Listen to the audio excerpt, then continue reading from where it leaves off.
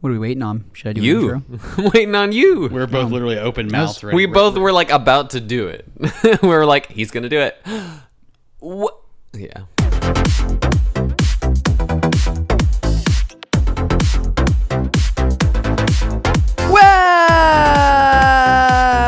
Welcome back, everybody, to another episode of the Common Ground Podcast. Your favorite talk about your favorite Pauper. This is episode 90. I am your co-host, Cameron Schindler, joined as always by Thomas.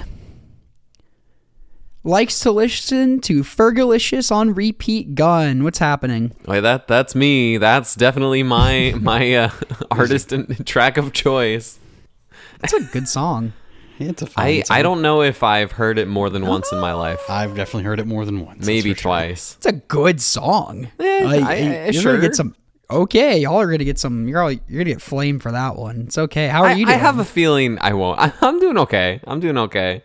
Just a little burnt out with my eye holes, looking at computer screen all day, which I get is, that's just work for a lot of people, but my work is generally more active. Yes, James is very much pointing at himself.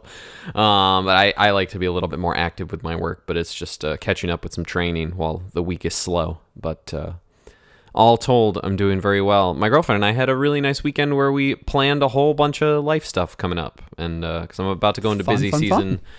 About the busy season in work, so want to hunker down and make some plans, and we're going to start playing some music again on the other side. I'm excited. It's going to be good. Sick. We love that. Yeah. Also joined by James Squinkles Hippo Hieronymus. What's happening? What? Returning. Long time. Squinkles. You call me Squeebles? Squinkles. What the hell is that? I have Lord only knows. I'm here. I'm present, accounted for. I am doing all right. I have officially moved in. Returned. Oh, returned to the podcast. I was gonna say, yeah, it's been a minute because we had that episode I recorded without y'all with Zach, and so we were able to take a week off, and then you couldn't make it last week, so it's like, geez, the listeners missed your sultry tones. It's more my schedule has been not great the last couple of weeks than anything else. So your bed and everything's in there now, Hippo, yeah? Into our apartment? It is. Yeah, we're in the office. We're in the studio right now. It's happening. All three of us have yet to record in there still, which is pretty funny. Next week, baby. Next week. Let's make it happen. That's funny because I'm in Alabama again for work. So I was back home. I haven't been in Alabama this whole time, but I was back home for a little bit. Got back last Tuesday and then went back Sunday the 24th for work until Thursday when this comes out. I will hopefully be in Tennessee again or that afternoon. So that'll be nice. Little backstory for Squinkles. Austin and I were at a gas station, and he just pointed at the candy, and he's like, "That's a weird name for a candy." It was like Squinkles or something, and I'm like, I don't know why, but I want to introduce Hippo as Squinkles Hieronymus on the podcast. Alrighty then. So that's where that came from. Just so you know. All right, my work's here done. It was nice seeing y'all. If you made it this far. Wonderful. Yeah, cool. Great episode, everyone. Yeah, just the origin story, a little check-in. Today we're going to do a little... I think we've touched on this a little bit in the Chicago prep episode forever ago, but we've gotten a few different emails just about new player experience at LGS. We're talking about brand new players, haven't even gone to their local game store at all. It might be a little intimidating. It is a really intimidating thing. So we're going to really hone in on those players and maybe put a little Pauper twist on it too. Thomas, this is something you really wanted to focus in through the specific email. If you wanted to, I don't know if you have that email pulled up. I do. So this kind of spurred off of an email question. We've been getting a number of mailbag questions. Again, I mentioned at the end of last week's episode, but we'd love to do another mailbag episode, maybe either next week or the week after. And so if y'all want to keep sending in your mailbag questions, we're slowly gathering up enough. I want to give a special shout out to a listener of the show, Desert. They sent in a really, really good question about how to make brews viable and what that looks like friggin' Pauper, and I think we're going to take that and run with it for an entire episode at some point soon. So shout out to Desert for that great question. Y'all have been, some of y'all have been very patient in waiting for some of these to be answered as well. So really, really appreciate that. So this is one of those, and this is something that's kind of been on my mind since we got this, and we just haven't really got around to it for various reasons. So this came in from listener Matthew back in June. Matthew had some comments and questions about a blue-red deck that they were brewing up. So that was kind of an additional part of the question. But the part of the question that we're going to focus on here is, I'll just read off the email here. I wanted to ask if you had any advice for someone going to their very first local Pauper event. It seems like it will be a very small one, like less than 10 people. Is there anything I should know about etiquette or unspoken rules when you are playing cards at an LGS? So I actually remember pretty vividly my very first time I ever went to an FNM. Yes. This is little high school Hippo. This is my very first time walking into the local game store. I had my mom's boyfriend hand me a deck to play because I was a poor high school kid and couldn't afford cards, so he handed me some cards. I will never forget round one. This is the game store was very tiny at this point. We were itty bitty. Round one, I played against this very, very nice lady. Her name was Jolene. She was actually a local that played for several years while I was coming up and started playing Magic. I could not have asked for a nicer person to sit across from. I'll be real honest. Like as a round one person to sit across from my first game ever in a game store. So that really set the tone for me. So when you're considering like other people in the space, and who knows, it may be somebody's first tournament. Like in general, like it may not be just your first tournament; it could be somebody else's. Just approach it with a level of care between two players. Just be decent people. I mean, that's really not hard. Like, don't make people feel unwelcome. That's an unspoken rule. Make people feel welcome. Right. You want to walk into that space as a newer player. It's been so long. I don't even actually. I think I can remember my first event, and maybe we'll get to it at some point. But I think it's important to keep in mind that it is a social game. Like the interactions you make, like we joke about it. It's about the gathering. We come for the magic, you stay for the gathering, and that's really emblematic of when you walk into a room, you don't know anyone else in the room potentially, but you all have this common interest in Magic, in this game that brings us together. And focusing on that, I think, is a great place to start. And I think that's where, like, if you luck into, and I think a lot of LGSs have really good communities like this. I would like to think most of them, honestly, because it's such a community-based game. You walk in and you will find people. Just be open to finding people who want to be welcoming. Maybe gravitate towards the groups that are maybe laughing a little bit more, or you can kind of, everyone has a different gauge of how they interact with people and how they check the vibes of other people. So trust your gut, trust your vibe checks. I think that's really, really important. As much as like we might give some pointers about actual Magic cards, I think starting from a place of like making sure that you think about it from a social standpoint first, I think is important. I guess if you want to look at, as far as like the cards are concerned, make sure your deck is legal. That's I mean, I don't mean to throw out very obvious answers, but that does matter. I remember, again, another FNM story. This kid had his dad lend him a legacy deck for a standard FNM. Ooh. So he just went turn one, like Entomb Gristlebrand, reanimate Gristlebrand, and his opponent was a local, like a higher level local, and he was just like, "Whoa, hold on a minute now, this is not what's supposed to be happening." So, but like take those moments and laugh with it too, like and enjoy it. That's a funny story now. Too. No real harm, no foul. Like this kid didn't know, so no biggie. Yeah, and I think just know if you're new going to your LGS for the first time, you're nervous you're just like scared you're going to look dumb or something. Just remember it's a card game, and especially at any level, but especially like the local game store Pauper locals or your F&M, the stakes couldn't be lower. Like a pre-release, that's a lot of people's first events. The stakes could absolutely not be lower. That's a good point. And most genuine human beings will be willing to laugh off a mistake or be willing to help you. I've seen all three of us like playing at a pre-release, and we'll get paired into a newer player, and we're not trying to get them out of the game. Oh, I know they're going to make a bad block. If they make like a really questionable attack, just, hey, I have like this 3/3 first strike. Were you sure you meant to do that? And be like, oh no, I didn't realize I had first strike. Thank you. And I guess that's advice to, it's almost easier to give the advice to the newer player, or like the more established players than the newer players, which is Right. the exact opposite point of this episode. But yeah, just know that most people are pretty chill and will help you through mistakes and want to help you learn. Like most Magic players want more Magic players and want like good Magic opponents playing, and it's fun playing against good Magic opponents. So they want you to get your teeth hooked into it real bad.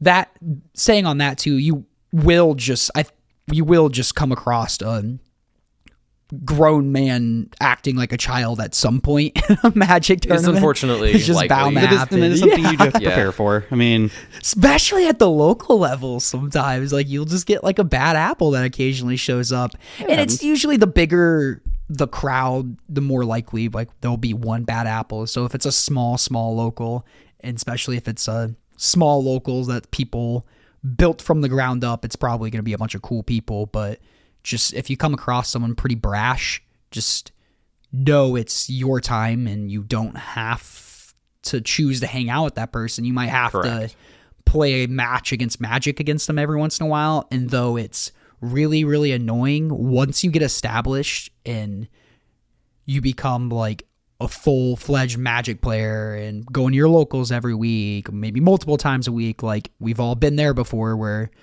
once you get to a level of you're confident in your skills, you beat the person that just drives you nuts, and it couldn't feel better. So it's almost kind of fun when there is a villain. It's not fun when you're new and someone's acting like that, but when someone's acting like a brat and you get to beat them, it's pretty what's satisfying, honestly. so yeah, I mean, a lot of just check your behavior kind of thing. Like, be a decent human being. It's really not hard, I assure you. Yeah, and that's one of the things where that's giving the advice to the established players, and it's harder to give the advice to like the newer player. I think that goes both ways. Yeah, I think like just like setting the expectation Yeah, that newer yeah, players true. should also kind of behave in an adult like way is kind of just should go across the board, not necessarily for one person or another. That's true. I haven't seen like a brand new player be like extremely mean. It's normally No. Most of them pretty are very shy or something. inquisitive and want to learn and are excited about being there. Almost every experience I've ever had is that way with new players. Especially because a new player experiencing all these little niche things about the game that we've just had ingrained in us for so long, watching those moments of them like figuring those things out, or the puzzle pieces coming together in their brain, like that's so satisfying, not just for them, but also for the established crew at an LGS to like see that happen in real time. I love those moments. Like one of my sales managers at work, her husband has just very recently gotten into the game through Final Fantasies. Huge Final Fantasy fan. They're also a fan of Fallout. She has the dog meat deck, loves the deck. And he got all the Final Fantasy commander decks, and I don't play really any commander at all, but he really wanted to play with me because his wife told him that I played, and like a little bit more seriously. So I invited our buddy Carson. I thought he would be a really good energy with new players, and we just threw together some commander decks, and we just had a great time. There's the four of us, and getting to see, answer questions on the fly, like play to a somewhat like realistic competitive level, but like. Or like I chose to not take out Carson so that Carson could then wrath the board and reset, and we could play a longer game. Like I made some choices to have a more of a fun experience, but that's more of a commander thing than any, like if you're going to a standard, a draft, or a Pauper local. But that sort of vibe of keeping it light and keeping the energy fun, I think that's really, really important for someone's first experience on both sides of that coin. So as far as things to be prepared for, make sure that you've got the things that you need. Yes. As far as like tokens for your deck if you happen to have them. You should probably use them. They do make the game a lot easier to read a board state. Like pen and paper or a boogie board or some way to keep life totals. Heck, it could be even 2 d20s. It doesn't terribly matter if it's just like a Pauper local. Probably doesn't really matter all that much. I think some of us are just much more ingrained to writing everything down at this point, and that's definitely me. I write down everything. Yes. So making sure that you just some very small essential like things that we would consider essential. Dice in general, dice are good to have. They're just obviously you can figure out who's going first. They help keep counters on the board. So all sorts of stuff. One of the nice things is that most LGSs should have dice available if you don't have any dice already. A lot of LGSs will have their own branded little pads of paper for life pads. I know several of the stores in our area have those, and that's really helpful and also a nice way to support the store when you're at other events in other areas too, to like show off your local store. Yeah. So the store itself and the employees and the community at the store, I'm sure will be willing to help guide you if you're really coming from just like absolute zero nothing. of not having anything. A playmat, if you have a playmat, if you want to play on a playmat, it helps keep your cards in good condition. Sleeves for your deck. Also helps moving cards around on the board. That helps with that a little bit more. Yeah. I would like to think if someone found this podcast, they're aware of playmats and sleeves at this point. But no, I get that. Who knows? Some people have never played in paper. I mean, some people have only ever played I agree. online. I agree. I'm just guessing though for the most part. No, I didn't mean that in a mean way, but I was gonna add on to that. No, I definitely thought you meant it in a mean thing. way. I 100% thought you did. How could you? Oh, okay. Wow. I'm sorry. Belittling the intelligence of our audience. just left in every week, just over and over again. Yeah, deck box, sleeve your deck. I like the paper thing because I think that's a good way, like a nice little level up too, where maybe this isn't like etiquette, but it's nice to see your opponent's life total too. And then if there's ever like discrepancies, you can like look back and be like, okay, I took 2 here, you took 3 from this. But being able to look at both players' life totals in front of you, I think is really important. I've played without, like I've forgotten it before and played with a D20 and just like, oh, I didn't swing for lethal last turn because I didn't realize my opponent was that low, So I do like pen and paper if you're newer and haven't done that. The other thing I was going to build off of, Hippo, when you said earlier, like make sure your deck is legal. That sounds like pretty silly, but Pauper's a little weird where if it was printed at a common ever, it's legal. Besides like the ban list and stuff. So that's kind of awkward for older sets because they're used to not being an expansion symbol. And then after that, the expansion symbol, they were all black. So nowadays, the expansion symbol, if it's a common, it's black, uncommon, silver, rare, it's gold, yada. But back then, it was just the expansion symbol was black. So you could look at that and be like, oh, this is a common, but that's not true. You had to like know the set to know the rarity of the cards, which is pretty funny.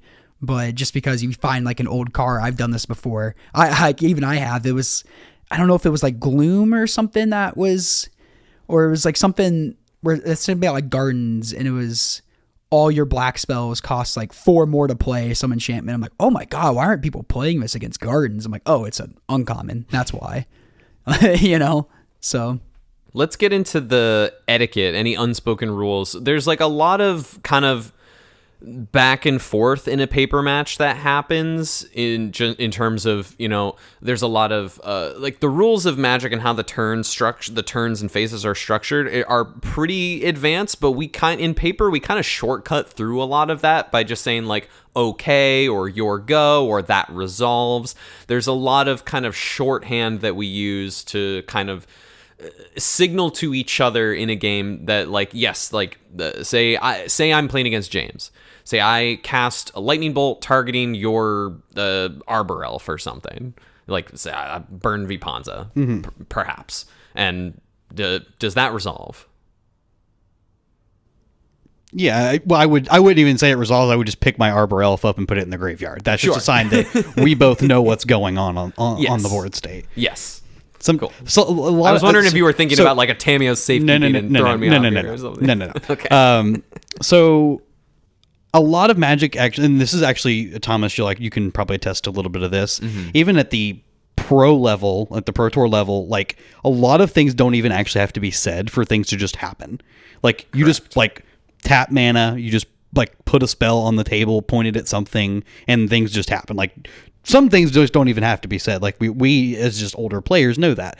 But as if you're a newer player and you're unsure about how some of this lingo goes down, it does not hurt to do anything you can to help yourself along by saying, I'm going to cast Lightning Bolt targeting this Arbor Elf. Yeah. Does this resolve? Like, that's very simple. Fully stating the whole thing. Yeah, like even that's totally fine. It's something that, and also another thing that like I still hear it to this day. A ton of experienced Magic players, they call out the phases of the turn, which is it's just a very helpful thing because that allows both players to have an opportunity if somebody wants to stop, because the one you'll hear most often is untap, upkeep, draw. Mm-hmm. And if you want to stop somebody in one of those phases, you can be like, before you draw your card, blah. So I have something, or in that something. sense. I have effects in your upkeep. Yeah, but as just, they're untapping. Yes, but you can just call out the turn as it progresses. It's like then you start getting into like the combat weeds, but that's the whole different thing. Yes. But just calling out the phases of the turn. Yeah, it's like calling out the phases of the turn is generally helpful. Again, if somebody is brand new, I wouldn't expect somebody to, or another like an LGS regular to quote try and get them with like combat nonsense, because it's ridiculous. Yeah. Most people are going to be kind of lenient on this, especially if it's just like a local thing, like if it's like an F&M or a whatever. People are going to be generally more lenient on that kind of thing. So I don't personally, I don't ever call out untap, upkeep, draw, but the combat's probably the most important thing if you're newer and like worried about etiquette. It's very important to do move to the beginning of combat, and once that happens, move to attackers, is because there's a weird little in between spot. There's a difference between move to the beginning of combat and move to declare attackers. So correct. Like. Good thing that shortcut has now been established. Yeah, and if you're newer, you're not aware. No, of I that, know. And you might not even be aware that's two different parts of the combat phase. So, that's important. You move to combat first. Any triggers that say at the beginning of combat, go on the stack. Your opponent has a round of priority is passed around. So at the beginning of combat, before attackers are declared. So you said a word there that I did not know. When I walked into a game store, I had to learn this word. Was priority. Yeah, that's true. Priority was a word I did not know, because I just played like cafeteria table Magic like at school. Yeah, like I didn't know what priority was. So when I started going and going to the game store, and these are terms you pick up. It's like priority is a big one. That's a big one, and it does matter a lot. Yeah.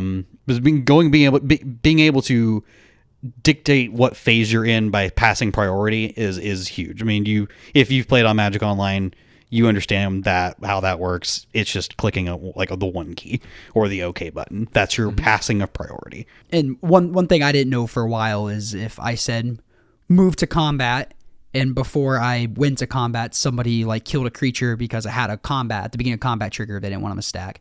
I didn't know I could then stay in my first main phase. So that might be something like a newer player wouldn't know.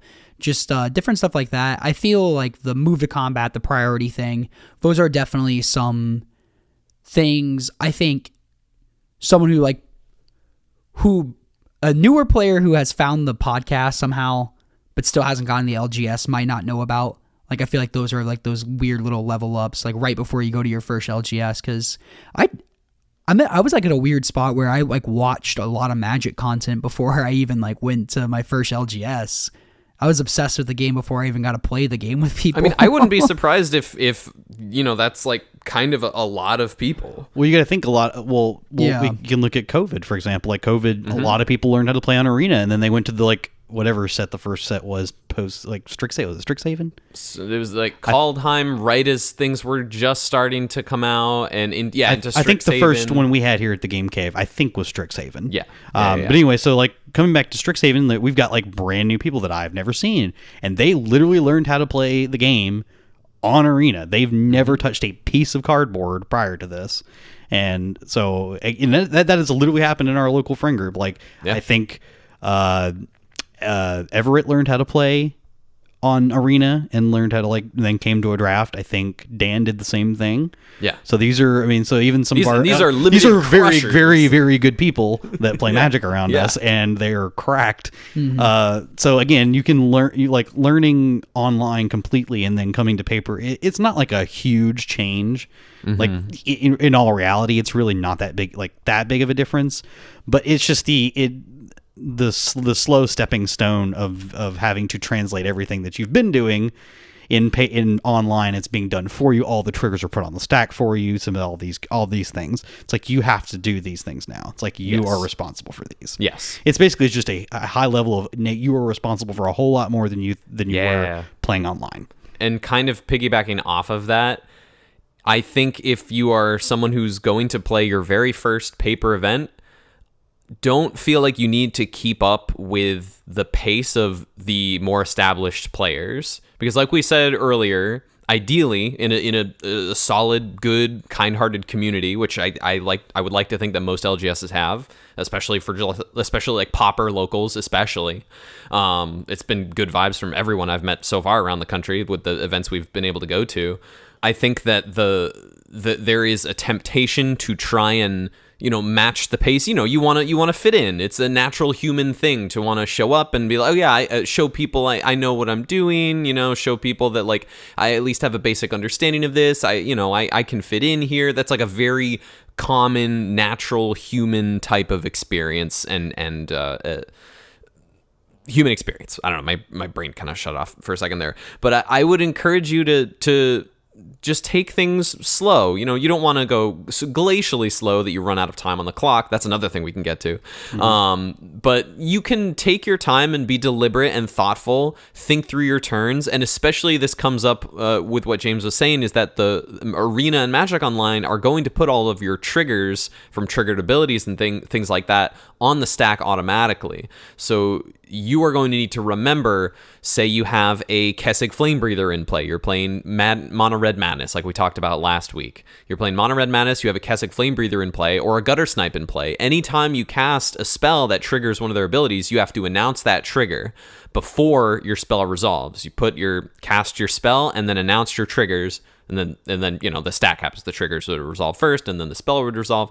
But that's something that you have to announce. So I think it's important to make sure you take your time, think through your turn, and remember to announce anything that is going to come up based on the sequence of events that you choose to take. And speaking of triggers, in case there's something that is missed, you should learn a word. Oh, yes. There's an important word here. It's called raising your hand and calling for a judge. Yes. Whether that be the game store owner, the TO, an actual judge at a larger event. Yeah, I was like a random game store employee that probably has a good idea how Magic works. There's a lot of different people that you're probably going to experience as being a judge, or as you can say, actual factual judges that we have great ones in our area. At an event like this, like something like a 10-person local, it's likely to either be the store owner or a store employee or just one of the most established players who is playing the event. I was like, we are pretty I know our group of people are pretty self-policing. We can usually resolve things that are going on without. But you've been called I would say most many groups times at like the Game Cave, for instance. You've been called as a judge many times, James. I certainly have. I would imagine that I've. Yeah, I mean, probably more so than anyone else I've seen at the cave who is not an actual owner or an employee. Yeah. Yes. I also like to help. That's kind of my thing. Yeah, keeping things clear by calling a judge. If you don't understand how something is going on, like if there's an interaction that's going on in the stack that you're like, this doesn't make sense to me. Yeah. Can someone please explain why this is the way it is? And then that's what a judge is going to help you.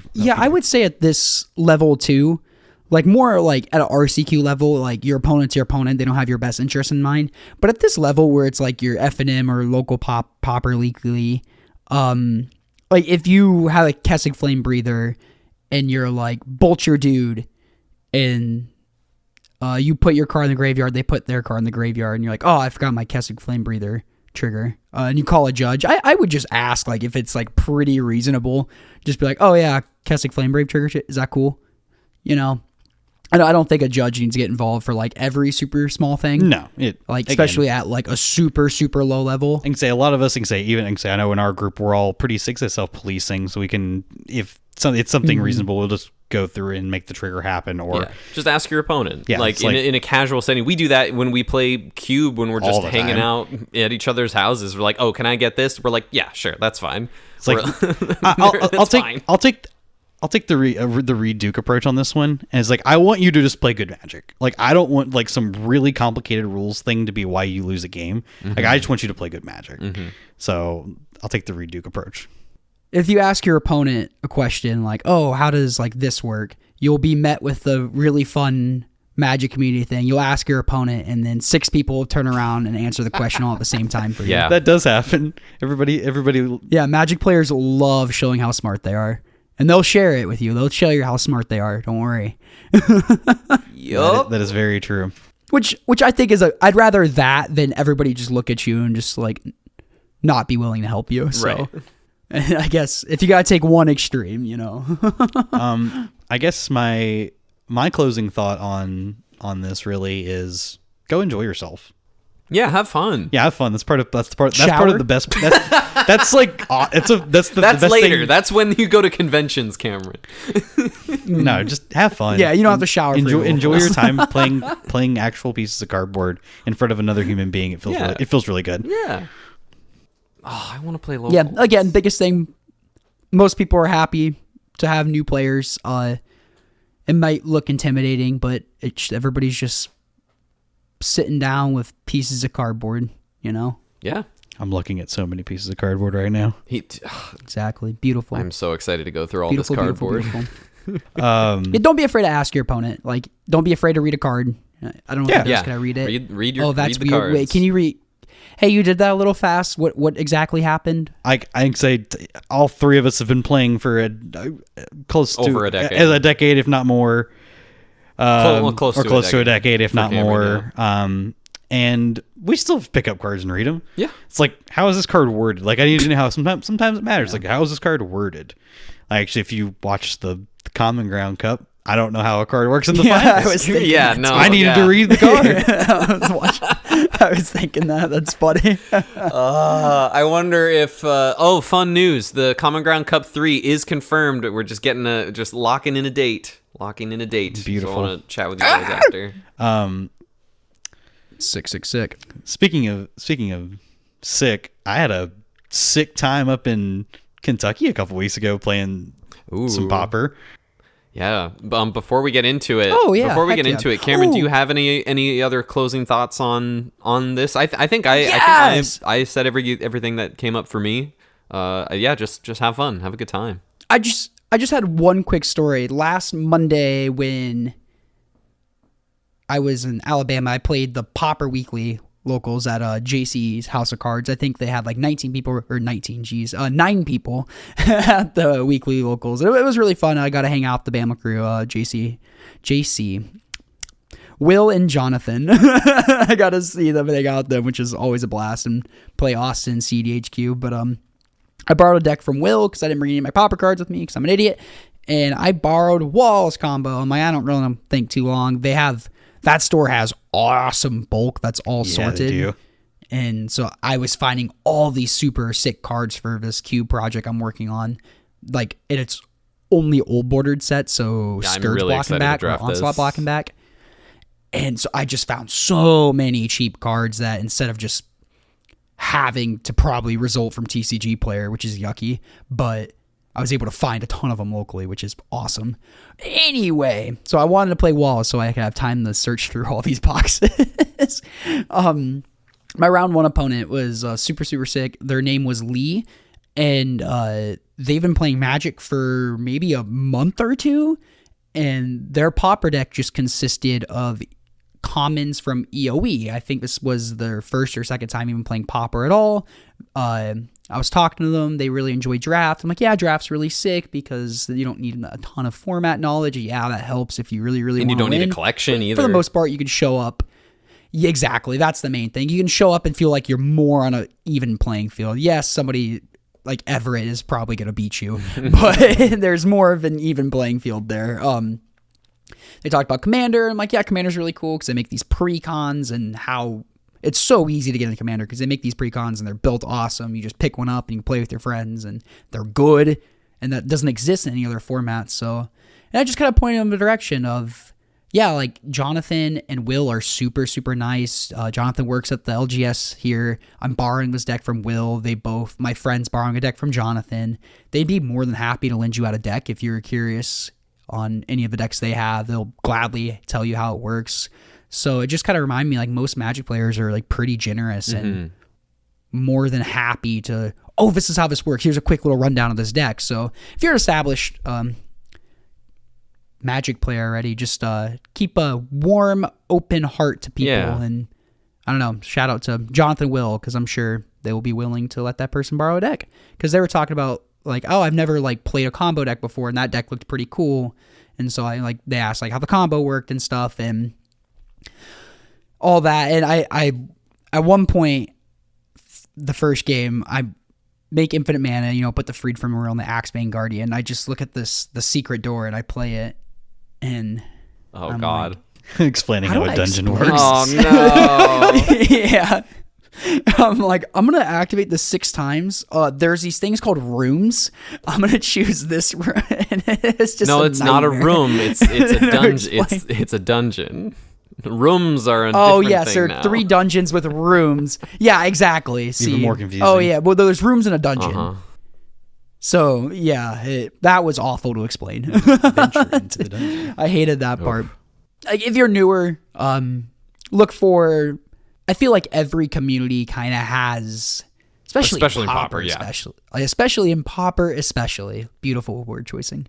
Especially in Pauper, especially. There's someone trying... Like, there's your Derek Smiths, your Wills, your Jonathans are trying to build it up from nothing, and they're bringing these extra decks, and they really, really, really, really want people to show up to their Pauper weeklies, and they're more than happy to help you, play games with you. Like, I just think about Derek. I couldn't think of a better person to just... If I'm new, who I want to run into. Alum of the pod.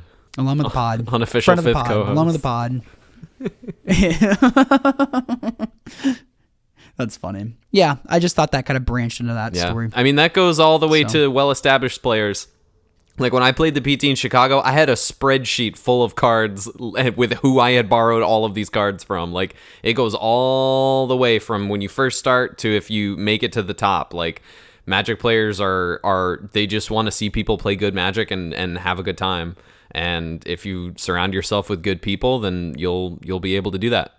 So, yeah. The amount of dual lands that get passed around when we do a team trios event It is crazy. It's another person, and I've called him out once. I'll call him out again. Another person that's great for this kind of thing is Justin Mullins. Yes. Fantastic. Yeah, For the legacy For the legacy those scene, which is things. even harder to do. Yeah. He talk about somebody who put in some work. Yeah. Put in some work. Yeah. Put in some dollar signs. He put in a lot of dollar signs. You want somebody who grinds value? That guy grinded value incredibly well. Yeah. He let me hold. I think it was a Mox Jet. Yep, just he's got a Mox unsleeved. Jet. And I'm just like, unsleeved, this just is raw. insane. Yeah, and I'm like, this is really cool. That was the first time I've like held power, and then he just it was unsleeved too. And I'm just like, oh my god. I think the first time I held is power dirty. was when Silly Santilli got his Mox Oh, his Pearl. Mox Pearl. Also, in I Atlanta think that at was the the- beginning of the year. That was sick. No, I was think funny. I'd held a. I think I'd had a Twister before. Yeah. I think so. Oh, shout out to Austin. Austin left the hotel because he's picking up a Time Twister. Oh, sick. Sick. Good for him. Yeah, he drove to Columbia to pick that up from Steven, so it's really, really cool. So shout out to Austin, Jeez. alum of the pod. Also along with the pod. All right, tell us about your day playing Gardens the last weekend. Last weekend at this point. Saturday, it'll be Saturday it'll the be 16th. it'll be 2 weeks It'll ago. be 2 weeks when they 2 hear weeks this. ago. That's true. That's true. Yeah. So yeah, I knew I was gonna go play this event. I was like, I don't know what to play. I was sitting there literally the night before, and I'm like, I was texting with like Andy and Spencer, and I was like, I don't know, like I was like, look at these terrible blue decks. I'm like, man, this like I said on both this like blue black deck that I was like, this looks really cool. This looks really bad, but it looks really cool and fun to play. Like I would probably enjoy playing this deck because it's basically the deck I played, the blue-black deck I played in trios. And then I found this the Gardens list that I can't remember, a few different people have been playing, like Noob is one of them that I think that's the list that I particularly found. I was like, this just looks sick. This looks like I haven't gardened in a long time, and I could sure use a good shovel to unearth these cards. So went into the Pauper box, built it, and I am very glad that I picked that deck for the room that I played in, because oh boy, was there some spy in the room. Yeah, it sounded like there was a lot of for me to spy. feast upon. So I'll just go over my matchups. So round one, I sat across from Frank. Frank was really cool. We actually talked about music a lot. It was really fun. Nice. I was playing Wall Spy. Game one, he played 2 spies in a row and targeted me with them. I was like, all right, this is the game we're playing. And then I just got beat down because I was looking at snuff outs in my hand that didn't do anything. And I'm like, all right, cool. Can't kill him. Sick. Then the third spy targeted him and he won the game. Stuff happens. Post-board games, I think this came down to he just couldn't find enough mana sources to do very much. So it was, I killed every mana producing thing on site. And my particular build of the deck, well, not my particular build, but the build that I chose to play had a ton of ways to stop the spy combo. It's kind of silly. Yeah, you've told me you about just this. have like infinity removal spells for all their mana producing idiots. You have 2 copies of Bazooka Bog to nuke the graveyard, like just even as value, because Not it's spell bombs. you have 2 spell bombs. Yeah. And my favorite card that came up, and it was so funny every single time it happened. This was news to me, which is wild.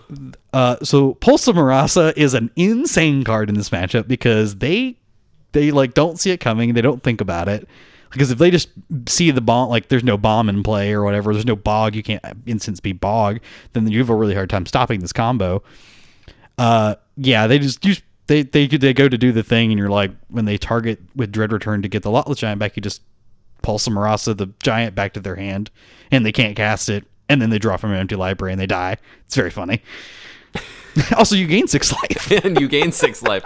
Yeah, it took me to literally, you told me about this the other day, that I did not know or did not think to. I was like, oh my god, of course, Pulse of Marasa doesn't say target creature in your graveyard, or it's just any creature in any graveyard. I've had that matter before this, like even in not Pauper, I've had that matter. Yeah. That line come up. It's wild. Yeah, it's pretty funny. I should read my cards. Reading cards is cool. And also in the board, I had like a copy of Last Rites, a couple copies of Fairy Macabre, and like I brought in a single copy of Weather the Storm just to pad the life total a bit. I was playing Double Campfire. That was pretty huge, by the way. It's funny because you always think of Gardens just being a dog to like the really, really linear combo decks. It beats the pants off this one.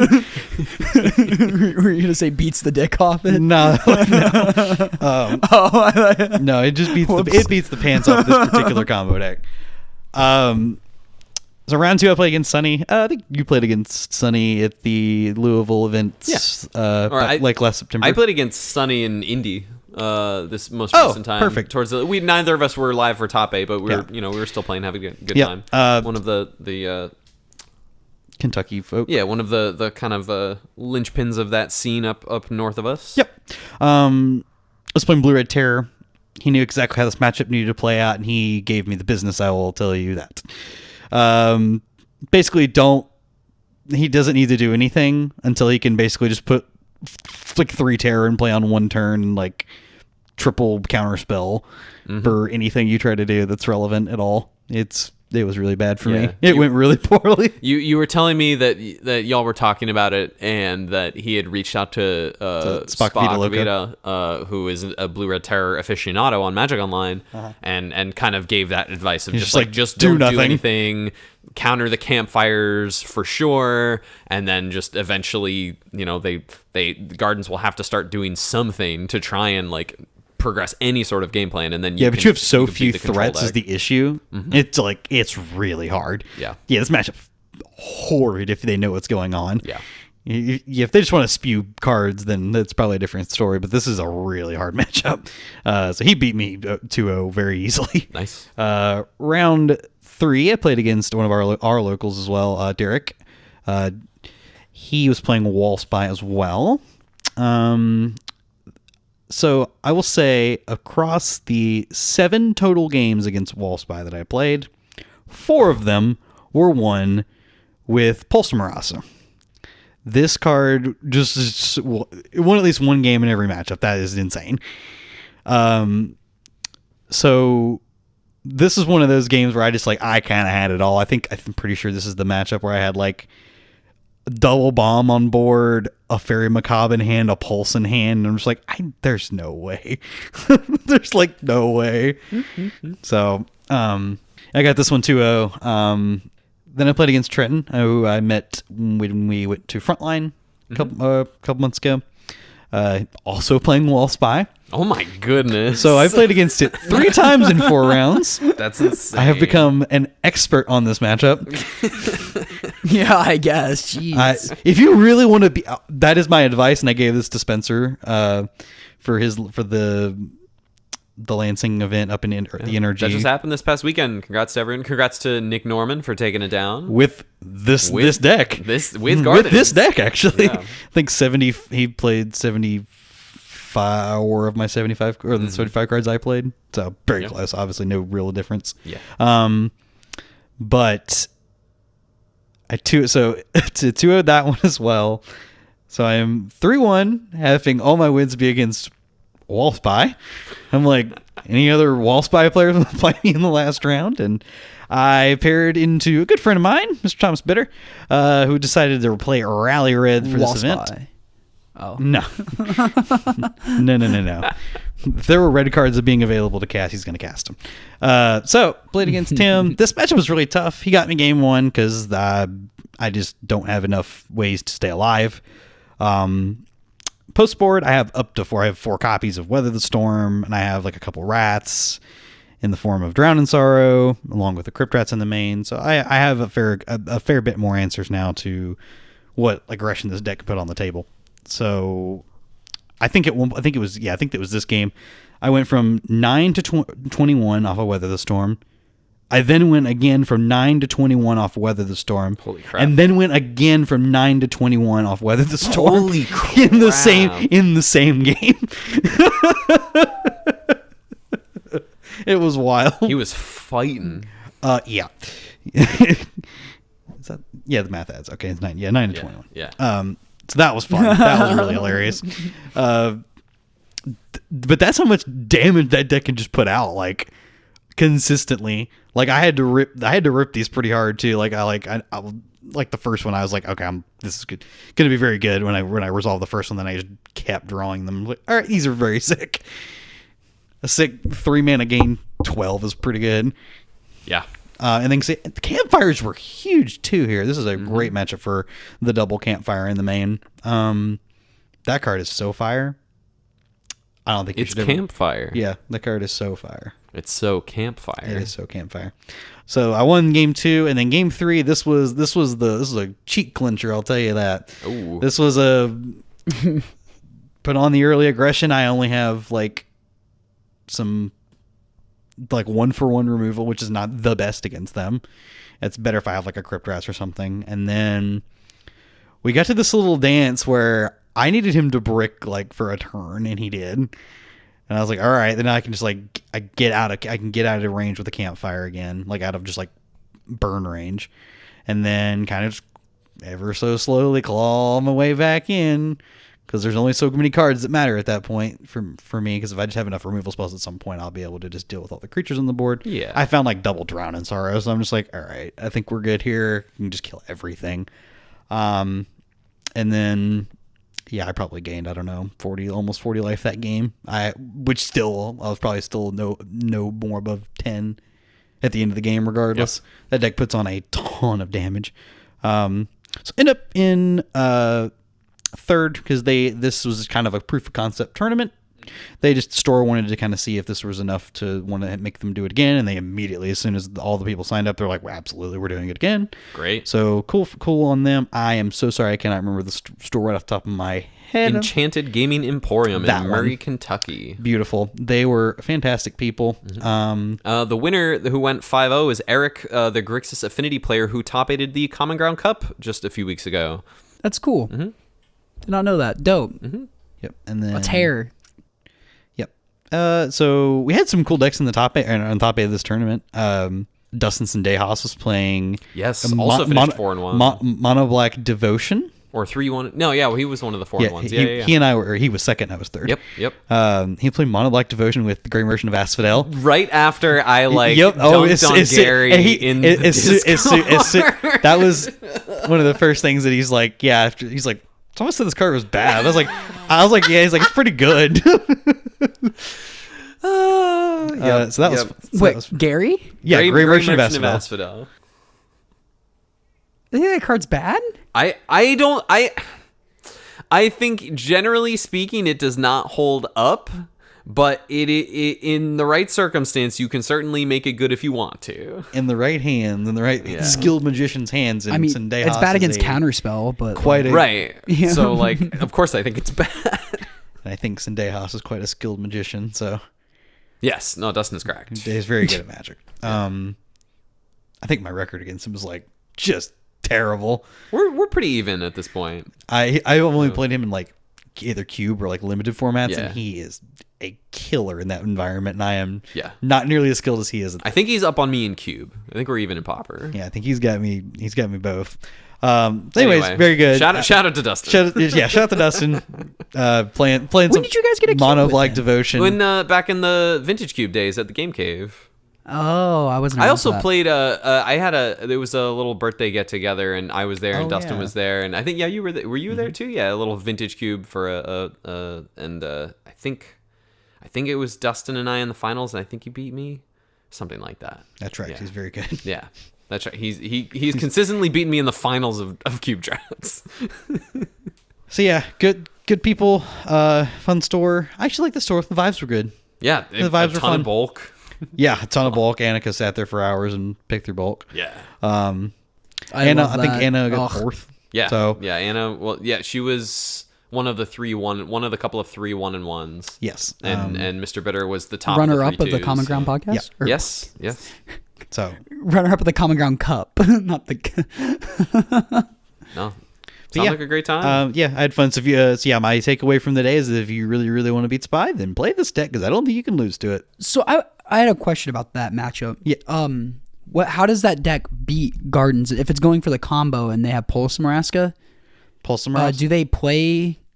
Yeah, if the Spy play the Wall Spy combo, do they play 2 Lothlith Giants, 2 of the Dread Returns? So you have to have enough Six you have to have enough creatures creatures in in play to do it twice, and yes, most of them do play 2. Also, unless they were really playing around. So post board again, up to post board, you have so many ways to just delay them long enough that you're if your removal spells are enough, and then you just value bog them. They at some point they don't have enough power to put or enough creatures to count for the troll. The giant coming back into actually play. just even do anything. Yeah, so you can just get Yeah. your life total high enough, and it just doesn't matter. And the whole idea of your deck is so good against their fair gameplay. Oh yeah, Gameplay. absolutely. Gardens eats fair decks for breakfast. So, you know. That's kind of the Yep. one of the selling points of playing the deck. I think most of the time, unless your opponent knows what's up. Oh, sure. Unless your opponent knows what's up. Sure. Yeah. Sure. So if you just mulligan your combo pieces your anti-combo pieces, game 2, you kind of seem like you can naturally just deal with the deck pretty well. Or if you just draw Pulse Maraska game 1, you just do that. yeah, that was huge. That card was insanely. I don't think I returned a single card from my graveyard with it all day. I think it So only funny. targeted Lothlith Giant all That's day. so funny. So if you're playing Spy and you're pretty sure your opponent has a Pulse or a Fairy Macabre, you gotta be really, really patient with when you're comboing. Well, maybe and wait the until fun- you have 6 creatures out. I mean, yeah. Even then, good luck. Again, my deck is just a pile Yeah. of removal spells, so good luck getting 6 creatures. That's true into play. because well, even if they have 6 creatures, they flash back the first one. You're like, okay, in response, cast down one of your 3 remaining creatures. Now you have 2. Pulse that Lift Giant. Okay, now your other Dread returns dead in the water because it's a sorcery. Yeah, so, I mean, yeah, I think it's quite a good matchup. I had obviously not played it prior, and I'm just like figuring it out on the fly, and I'm like, oh, this is very easy. Okay, I figured it out real fast. That's pretty funny. But yeah, you have all these main decking answers because like every black deck in the format is just playing Nile Spellbomb because they just can, because it's very good. And then you're a deck that takes like pretty good advantage at game going long and using good Bajuka Bogs there. And having the pulse is really huge. Also, some versions of this deck play Crypt Incursion as well.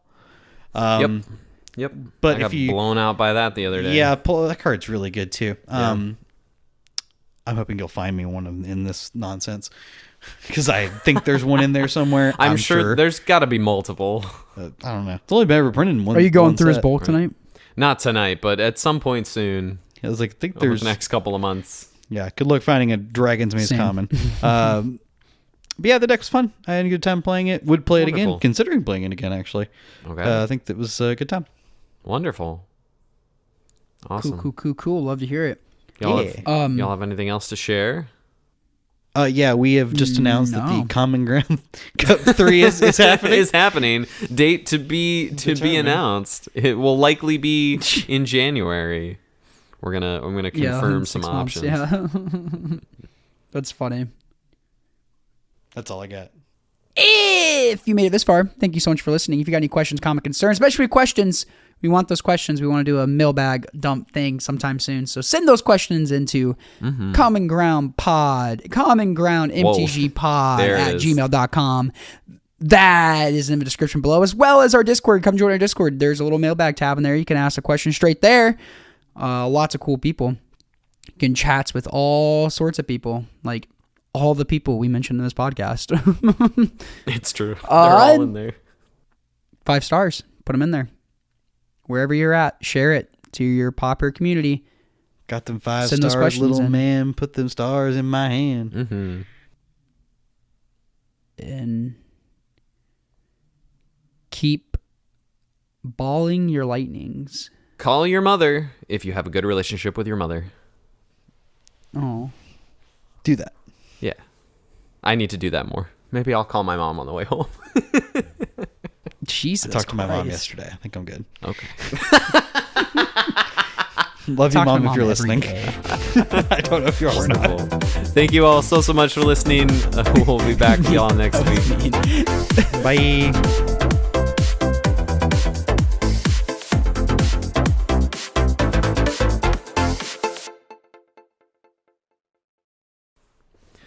I'd like it to be known for the record that I successfully gaslit Cameron earlier in the episode, and I'm so proud of myself.